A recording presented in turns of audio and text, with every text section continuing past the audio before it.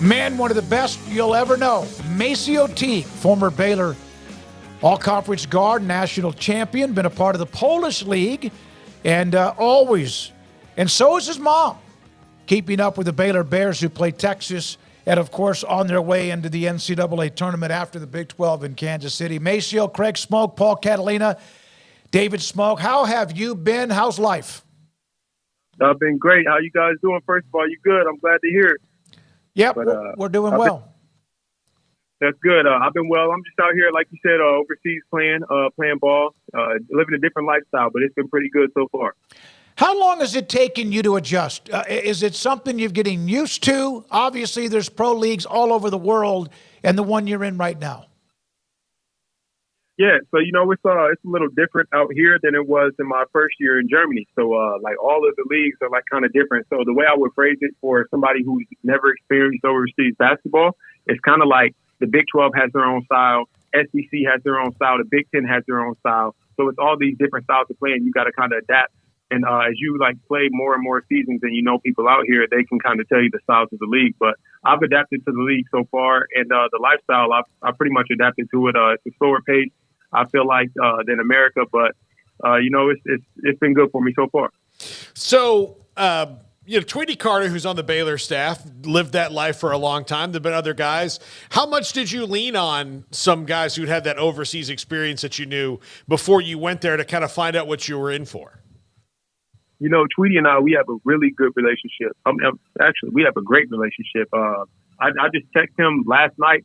So Tweety, I leaned on him a lot. I work out with Tweety when I go back to Baylor a lot during the summertime, and we have such a great relationship that I can ask him pretty much anything, and he's open up front and honest with me about situations that I may deal with on the court and off the court, like with the overseas life. So Tweety's been like a tremendous help for me in my overseas journey so far. MaCio, it seems like in recent years the program's also had between yourself overseas, also in the league. You've got Keontae George, one of the newcomers doing his thing. What's it like to just see all of the various names from the past few years having these opportunities at the pro level more than ever before for this program? It was great. Kendall Brown just got signed to a two-way today. Flag just got his two-way. And Ish just got signed to the two-way today with the Phoenix Suns. They just picked him up. So it's been great. I know I'm missing somebody out there. I'm missing. I can't remember. But all these guys are like doing amazing things, like making their way into the league. And it's great for the program because Coach Drew is able to say, we got this many guys in the league, and that's enticing to the high school recruits. And it's a transfer world now. So that's enticing to the transfer recruits as well. Yeah, I just saw a video before I came here. Kendall and Jeremy trading jerseys after the game. Yeah, that was pretty cool to see that. Yeah, that is. MaCio, I saw your tweet towards Fran Fraschilla, who keeps saying that RayJ is not a true point guard. He's had an issue at times with turnovers, which of course when you're running the offense, you're probably going to have that more often than anybody else. What are your thoughts about RayJ? Had a hell of a game against KU, his position at point guard, and the Bears at this particular time? Yeah, I like RayJ Dennis a lot as a point guard for sure. I mean, he has some turnovers sometimes, but the thing is, like, he has the ball in his hands so much, and the offense relies on him to make so many plays. Like, you have to live with him making those mistakes. Because like I said, the offense like relies on RayJ Dennis a lot, and maybe sometimes he gets tired, or sometimes he might misread something, which happens in games. So, but I really like RayJ Dennis a lot, and he's a selfless player. He's a pass first player. I think it was against actually Texas when he only shot twice against Texas. He only shot twice the first time around, but he had like 9 assists. And he finished the game like I can't remember, but he had a really good stat line, but he only shot twice, and it's because he wasn't out there forcing anything, and which what true point guard would do. So I didn't necessarily agree with that. I was really wanted a response because I haven't seen. Well, actually, I probably watched if Baylor's played 25 games. I probably watched like 18 of them, but I haven't seen all of the Big 12 games, and the recent ones I kind of missed. So I was wondering why Fran said that. But I like RayJ Dennis a lot, and I like the team a lot as well. I think that we're starting to get it rolling and coming together a little bit. Plus, that teardrop he has is dirty. It's just dirty. Yeah, going right, going left. He's got great touch around the rim. I like RayJ Dennis a lot. I liked him during the summer. and he's been doing his thing this year so far. MaCio, when you transferred in, you had to sit out, and particularly you and Davion got to spend a lot of time together, not playing in actual games, and that kind of built what you guys were going to be once you hit the floor. Now guys can play right away, and I think that that's good, but how important is it for guys when they make that transfer decision to make it to a place that's not just based on an AL, but a place that you might be able to build some chemistry like you guys were able to do, because there was nothing those 2 years in 20 and 21 that could have ripped like through that team. You guys were so solid together because you'd been through so many off the court things together. Yeah, I definitely would say that we had a lot of off-the-court things because we spent so much time together not playing, like you said. And on the court with the scout team, we played a lot of minutes together doing that. So, like, we had a really good chemistry. But I think it's important for players to transfer to a school where they have, like, where they're needed. Because if they go to a school where they're wanted, then it might be, like, some type of issues with playing time. People might get mad, and it might start causing issues in the locker room, and then guys start disliking each other and things of that nature. And it kind of just brings the team morale down, and it's hard to win in those circumstances, which we never really dealt with as a team. So credit to Coach Drew and the staff for bringing in guys who were selfless. And I think that that's really the main thing, just getting around a bunch of guys that are selfless. And Coach Drew, he's a salesman. He has to sell to the donors to get the NIL money, to get the program money, to get the players to sign there. And then he has to sell the program to the players. Like, he has to get the players to buy in once they get there. So his whole job is to be a salesman, and he's been doing a great job at that. He's been phenomenal at it for 20 years. So we're looking forward to seeing him keep that up. MaCio, we hear a lot about what a college or a program has in place when a player is injured, whether it's tweaking an ankle or something worse. And then getting that player back through, he or her back through rehab, et cetera, physical therapy, surgery, all that above.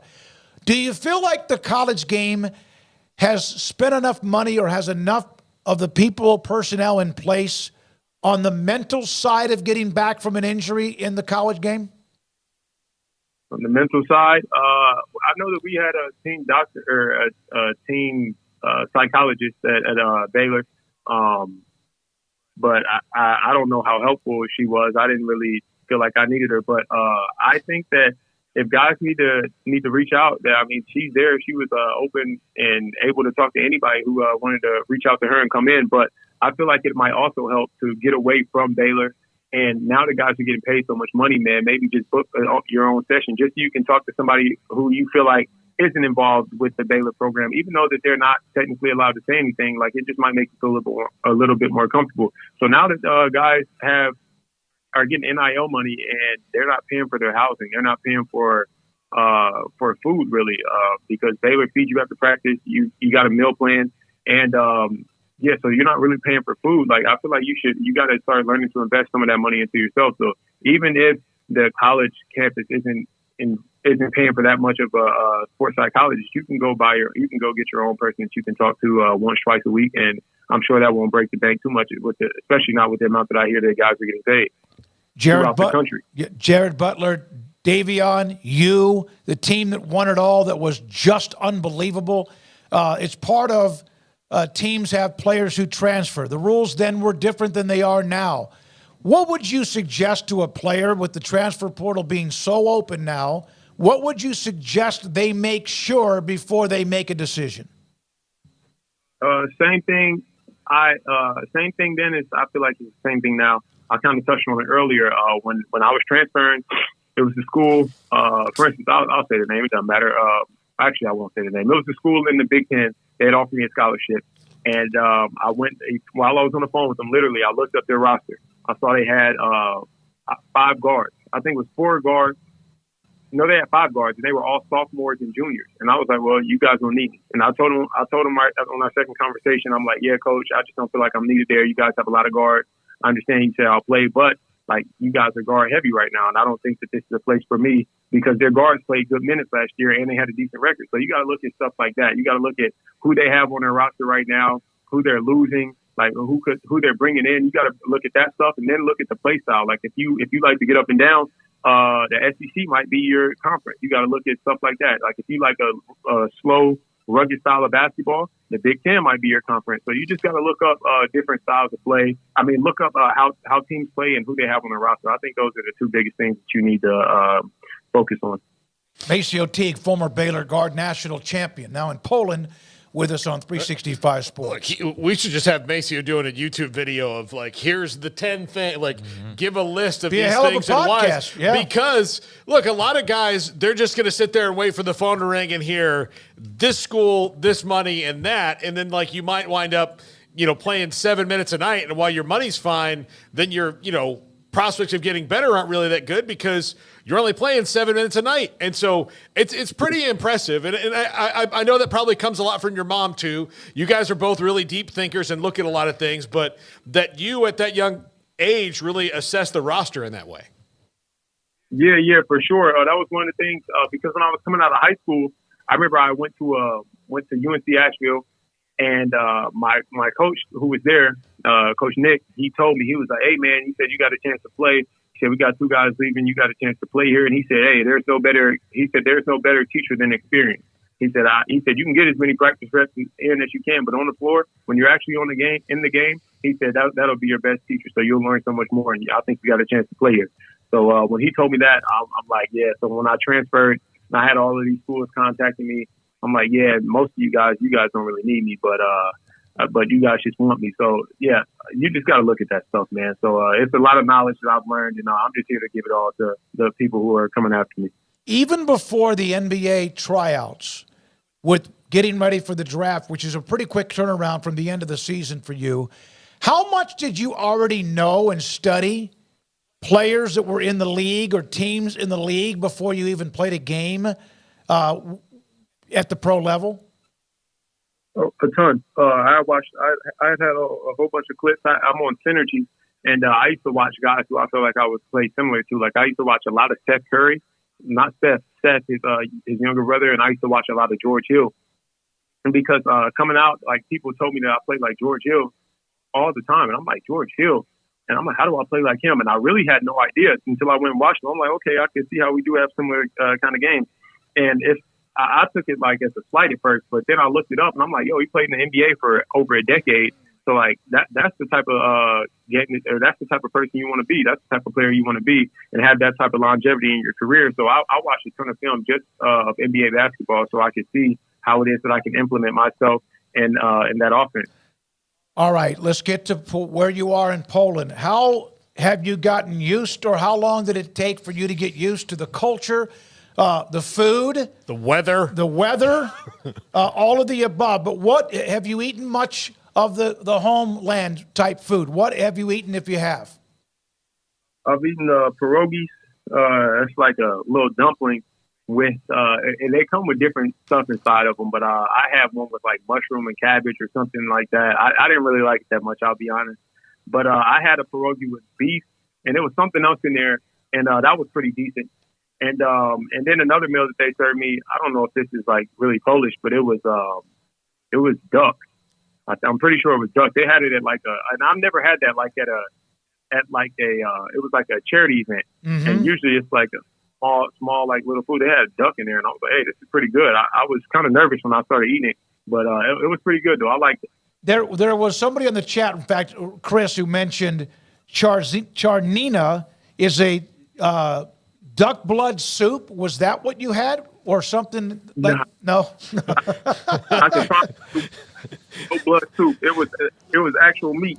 Okay. Yeah. How often do you go to the grocery store each week? I go to. Wow, did my mom say that? I go to the grocery store.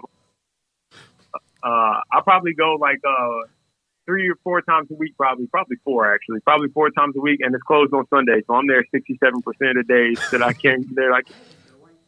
Yeah, I'm not going to turn your mom. I'm not turning your mom in on that one, by the way. But I just randomly wouldn't ask that question unless I had somebody bring it up. Yeah, I'm there all the time. I love the grocery store. I don't know why, but I just don't buy a lot because sometimes like I don't feel like cooking and I'll eat out. And the food goes bad quick. It goes bad really quick here. Like it has like a 4 or 5 day expiration date. So I just I would go and buy food for like 1 or 2 days or 4 meals or something like that. Then I'll go back. I would think because you've been in Poland, have you been to the Foster Pavilion yet? I've never been. Wow. Never gone. Well, go ahead. Go on. No. I was going to say it wasn't even on the ground yet when I was there. Like they still had there was no actual building. Like it was like Right. they were still doing the framework. So I haven't gone. Well, they'll be playing from the beginning next year in November. So hopefully your schedule will work out and you'll be back here and playing pro ball in the United States too. So that would be great. Thank you very much, MaCio. Always enjoyed having you on. Miss your smile, and also you're just a good young man and a hell of a basketball player in the way you represent Baylor, but also just everything. Appreciate your time. Yes, sir. Thank you. Thank you for having me on. MaCio Teague, former Baylor guard, now playing at the Polish League on